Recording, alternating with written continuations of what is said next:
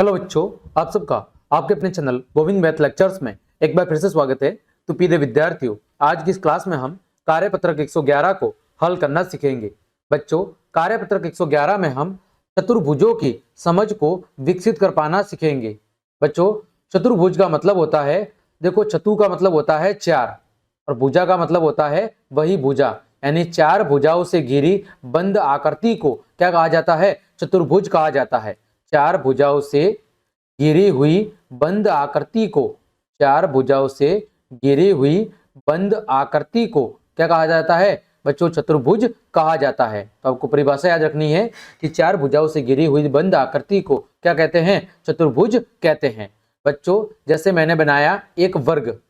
बच्चों, वर्ग क्या है? वर्ग भी एक प्रकार का चतुर्भुज है, क्योंकि बच्चों इसमें कितनी भुजाएं हैं? चार भुजाएं हैं, और चार भुजाओं से घिरी हुई ये भी एक बंद आकृति है। ठीक है। इसी तरह बच्चों आपने पढ़ा होगा आयत। आयत के अंदर भी कितनी भुजा होती है बच्चों? चार। तो आयत भी क्या है? एक प्रकार का चतुर्भुज है। अब बच्चों, जो चतुर्भुज के चारों जो अंतःकोण होते हैं, चतुर्भुज के चारों जो अंतःकोण यानी अंदर की तरफ बनने वाले जो कोण है, चारों अंतःकोणों का जो योग है वो बच्चों कितना होता है? वो होता है बच्चों 360। ये बातें आपको ध्यान रखनी है कि चार भुजाओं से घिरी हुई बंद आकृति को चतुर्भुज कहा जाता है, और चतुर्भुज के चारों अंतःकोणों का योग कितना होता है बच्चों? 360 डिग्री होता है। देखो बच्चों, पहला प्रश्न, दिए गए बिंदुओं में से किन्हीं चार बिंदुओं को जोड़ते हुए चार रेखाखंड से एक बंद आकृति बनाइए। आपको क्या करना है? चार बिंदुओं को जोड़ते हुए एक चार रेखाखंड से घिरी हुई बंद आकृति बनानी है। तो देखो बच्चों, हम किन्हीं चार बिंदुओं को जोड़ देते हैं। तो बच्चों यहां पर देखो, यहां पर देखो बच्चों, मैं एक आकृति बना रहा हूं, फिर समझा रहा हूं आपको। तो ये हमने बच्चों एक आकृति बना दी। ठीक है। अब बच्चों इसमें चार बिंदु दे देते हैं, बिंदु ए, बिंदु बी, बिंदु सी और बिंदु डी। ये चार बिंदुओं से घिरी हुई एक आकृति होगी। ठीक है। कौन कौन से बिंदु है बच्चों? बिंदु इसमें चार है। कौन कौन से? ए, बिंदु बी, बिंदु सी और बिंदु डी। फिर बच्चों रेखाखंड कितने हैं? बच्चों रेखाखंड भी इसमें चार है। कितने हैं बच्चों? चार रेखाखंड। रेखाखंड ए बी, रेखाखंड बी सी, रेखाखंड सी डी और रेखाखंड डी ए। ठीक है। अब बच्चों अगला प्रश्न है इसी में कि बताओ उपयुक्त आकृति में कितने कोण हैं? तो बच्चों यहाँ पर कोण कितने हैं? बच्चों कोण भी यहाँ पर चार है। कितने हैं? चार। कोण ए, कोण बी, कोण सी और बच्चों कोण डी। तो बच्चों एक चतुर्भुज के अंदर चार बिंदु होते हैं, चार रेखाखंड होते हैं और चार क्या होते हैं? कोण होते हैं। ठीक है। आगे बढ़ते हैं बच्चों, प्रश्न संख्या 2। नीचे दिए गए कथनों के लिए सत्य अथवा असत्य लिखो।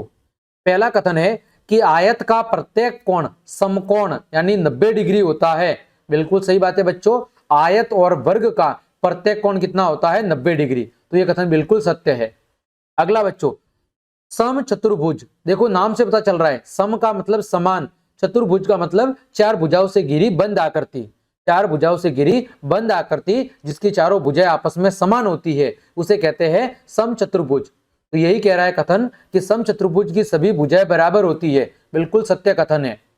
आगे बच्चों, ग, वर्ग को एक विशेष प्रकार का आयत भी समझा जा सकता है। बिल्कुल सही बात है बच्चों। वर्ग एक विशेष प्रकार का आयत है जिसकी चारों भुजाएं आपस में बराबर होती है और प्रत्येक कोण कितना होता है? 90 डिग्री का होता है। अगला बच्चों, घ, एक समलंब की सारी भुजाएं बराबर होती है। बच्चों ये कथन गलत है। समलंब चतुर्भुज की चारों भुजाएं बराबर नहीं होती है। आगे बच्चों प्रश्न संख्या 3। दिए गए चतुर्भुजों को उनके नाम के साथ मिलान करना है। देखो बच्चों, पहली जो आकृति है वो है बच्चों आयत। कौन सी है? आयत। दूसरी आकृति है बच्चों वर्ग। बच्चों तीसरी आकृति है समांतर चतुर्भुज। फिर बच्चों ये चौथी आकृति है सम चतुर्भुज और ये पांचवी आकृति है समलंब चतुर्भुज। तो आपको उचित आकृति के साथ मिलान करना था। आगे बढ़ते हैं बच्चों, प्रश्न संख्या 4। चतुर्भुज के चारों कोणों का जोड़ कितना होता है? 360 डिग्री। तो चतुर्भुजों में छूटे हुए कोण का मान ज्ञात करो। देखो पहले प्रश्न में 3 कोण दिए हुए हैं, चौथा ज्ञात करना है। तो बच्चों चौथा ज्ञात करने के लिए चारों का योग कितना होता है? 360 डिग्री। इनमें से कितना घटाना है? इन तीनों की जोड़ करके घटाना है। तो बच्चों तीनों की जोड़ करेंगे। देखो बच्चों, ये 105 और ये 75 कितना हो गया? 180। 180 और ये 100, 280। तो 360 में से बच्चों कितना घटाना है? 280। तो पीछे कितना बचेगा बच्चों? 80 डिग्री।